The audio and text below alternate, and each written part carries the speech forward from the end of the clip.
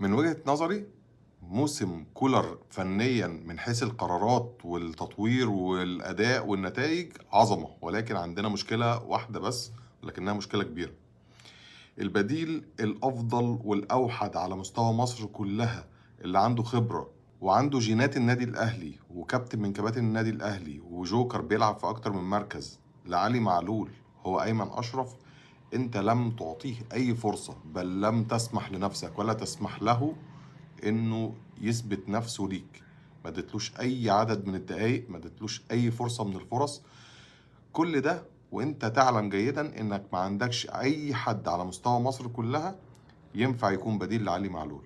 الامر اللي هيخلينا ندخل الموسم الجديد واحنا عندنا مشكلة حقيقية في الجبهة اليسرى، لان علي معلول في خضم 90 مباراة محتمل الاهلي يلعبهم السنة الجاية اكيد هيقع منك بدنيا، وده هيأثر علينا جدا جدا جدا في كتير من المباريات.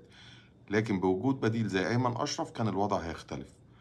مش حابب ان انا اكون بثير الجدل، ولكن اللي بيحصل في النقطة دي تحديدا بالنسبة لي انا اصعب من موقف تأخر التعاقد مع المهاجم.